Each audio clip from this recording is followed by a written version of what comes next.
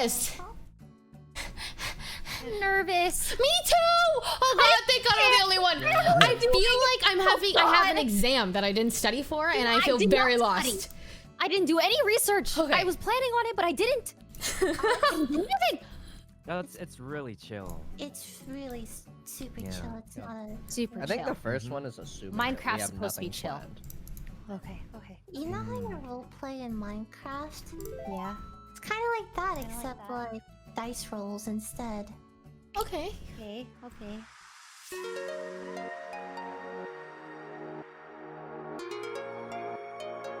All right, let's get started. Oh, where'd Jody go? Yeah, I'm struggling. Oh. Never mind. Okay. Jody, you had it all Raise set up. my What happened? But I didn't. Yeah, it looked Jody's perfect. just white. So, real quick, no one knows how to make me in color again. Wait, why are you? I thought you did that on purpose, like as a No, joke. I don't know why I'm black and white. Does anyone know like how this happened? I've never seen that in my life. Okay. Can you unplug it and replug it? The camera? Yeah, will that work? That's risky. Oh. No. I'll try. Oh, Oh. she went for Oh. Risk taken. It's weird. I'm a fucking genius. It saves Genius peepees. toast, you're a genius. Never fails. Plug it back in. Hello. Hello. Some of us haven't met each other yet. I'm Arcadum, and hopefully I'll be your dungeon master. Lots of stuff to go over, so I'll get straight into it. The world you'll be playing in is called Verum. In the setting of Verum, I have prepared 4 campaigns for you to choose from, so that way you guys get to basically pick your poison and know exactly what you're getting into. First one is called The Dark Watch, which is essentially going to be taking place in, if you look on the map there, in a country in the bottom right-hand corner called Dalton, and it's going to take place in a city called Gravewatch, in which you'll be dealing with things like undead incursions and all sorts of things like that, and you'll be focused on the spirit world. Next one that we have is Aftermath, and this one's going to be heavy Viking themes. You'll be crossing a narrow strait of the ocean. You'll be dealing with Jotun, giants, old runes, cool stuff like that. And the next campaign is called The Mists of Manith, which this one takes place in the top right-hand corner country of Kale there, the one with all the jungle pieces in it. This one is more of a very classic expedition, like if you think like Indiana Jones going into the deep jungle, exploring places like that. It's going to be very much to that kind of kin. Lost in the jungle, dealing with nature, wild animals. And then the last campaign is called Broken Bonds, and this one takes place in Krazix, furthest to the west country there with all the mountains, which is where the dwarves live. And this one's kind of a little bit different from the other ones because it has a more, I guess, a more restrictive theme because it's very focused, in which you will all be playing prisoners in the Iron, and you'll be trying to clear your names, basically. That's kind of the whole thing there. And you all got imprisoned together because of whatever reason you guys decide. I've got a couple of things to use, but you guys can come up with your own type of setup. I tried to keep each of the options open to any sort of characters that you guys want to make. So don't worry about that. There's plenty of room, plenty of space, and I'll help you on your way. If you got any questions or want to know anything more, just ask me.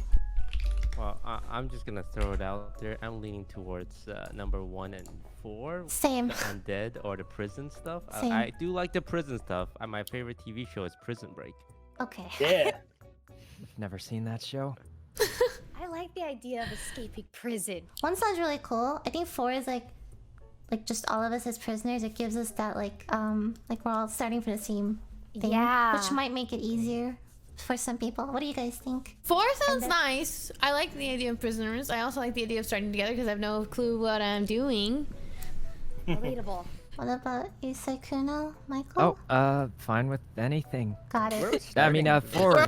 This is the least opinionated group of people in the world. Opinions is a role-playing game. You're supposed to have opinions. I think we're all leaning. I think we're all leaning towards 4. Yeah, 4 sounds good.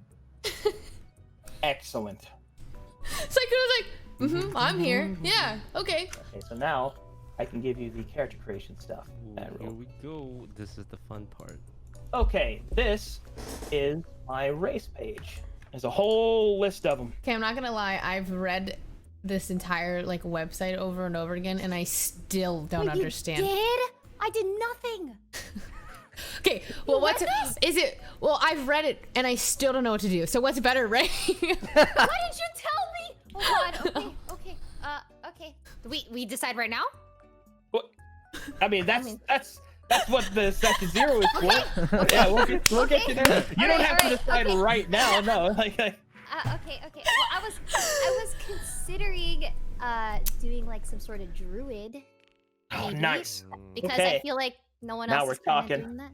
So usually when I do D&D character creation, I like to think of like a fictional character to base it on. Like I had Shrek in my last playthrough. This time I want to play like a very Weasley character that's very like self-serving, kind of like Gollum or Jaqen from Inuyasha.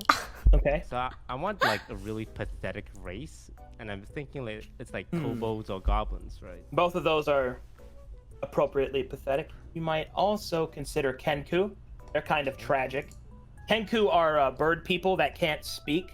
They can only mimic sounds they've heard. So you're basically a walking soundboard. Oh no! Please no! No, please! I want to hear Toast talk a lot, though. Yeah, I want to hear him talk. Can you tell me more about the vampire people class race? Excellent.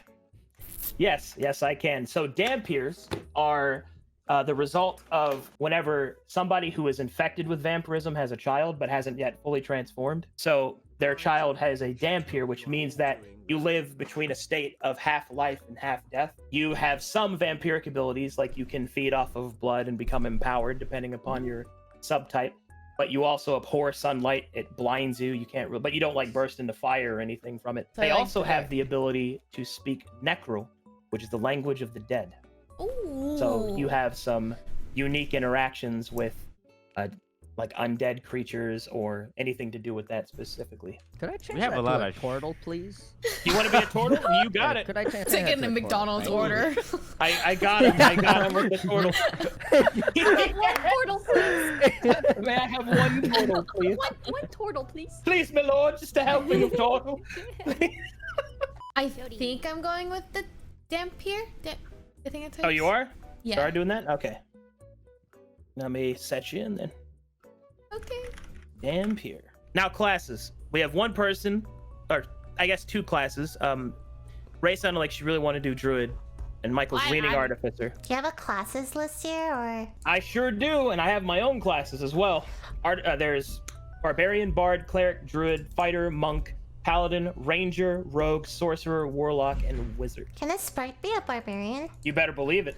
And that, oh man, if you're an Iron Wing, I'm not gonna lie, if you play an Iron Wing sprite barbarian, you will be playing one of the characters I've always wanted to have in one of my games. Okay, I'll do that. Sick. Okay. QuarterJade, you said that you wanted to be a rogue, or you're leaning towards I'm it? thinking rogue or monk. Monk's solid. Monk's very cool. You're so convincing. The way that you, it's like, you're so charismatic about it that I'm like, oh, yeah, okay, oh, monk, though. I'm Just positive. Oh, they're all good choices. So what I like about the rogue is that you're sneaky. Can monks be sneaky? Absolutely. In fact, the monks have a specialty, shadow, path of the shadow, which lets them like teleports behind you type of stuff. I'm a monk. I'm being a monk. Oh, all right then. I'm a monk vampire. All right, it looks like we got our party. We've got a halfling ranger, a turtle artificer. You're basically Donatello. Awesome. A druid water ganassi, a Dampier monk, kobold rogue, and a barbarian sprite. We're not done yet though, because I do something special. You get to also choose your origin, which is where in my world you are from. It has a mechanical impact on what you're doing. Yeah, I think I want to go full Edgewood and be from Dalton. Yeah. Yeah. Good choice. Dampier monk from Dalton, Night Guard. That's where I'm from. You're picking Night Guard? Oh, Yeah. that's so sick. All right. Yeah. All right, let me, I'm so sorry. I'm so happy. Let's see here. I love it. It makes me feel better about my choices. Okay, so because you chose a Night Guard aspirant, there's a couple of things I get to tell you about. Okay. That means at some point in the campaign, you may attempt to become a member of the Night Guard, which is basically Dalton's special forces. You will have to undertake the Crimson Crucible, which is essentially a test of your body, your mind, and your spirit. And you can take it at any time during the campaign, but you only get one opportunity. If you fail, then you'll wash out, and unfortunately, you will carry the mark of failure with you the rest of your days. But if you succeed, you will have the opportunity to become a badass. Oh, okay, yeah, hell yeah. Pretty awesome. It's pretty good. So I'll put that in there for you. Okay, so you either become a badass or a failure. Okay. If you would like to review the various gods to follow one, there you go. And also, something else about them that's really cool is they're not that cut and dry. They have vices and virtues, so there's positive aspects and negative ones of each god in which they do. Like, I'll give you one example. If you click on Babylon and the Black Pantheon, that is my version of the devil. You see, because he is actually the god of oaths.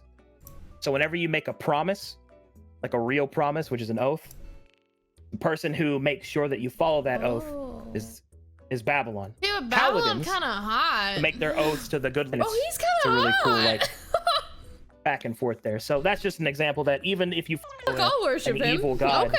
I was just looking at the fan art or the art of the Babylon Black.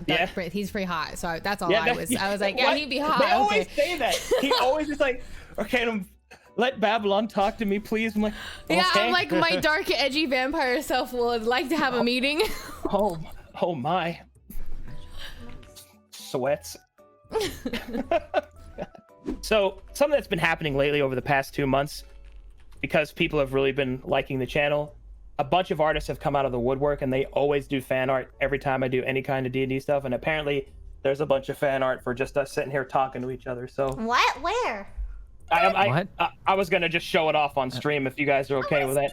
Somebody literally just drew all of us sitting here. Aww. Black and white. That is so cute. That's so lovely. I love how Ray just looks so sad. Fan art of Turtle Michael. Oh, no. Fuck Turtle. Oh, that's exactly how I want it to look. Here's another one of Lily's character. That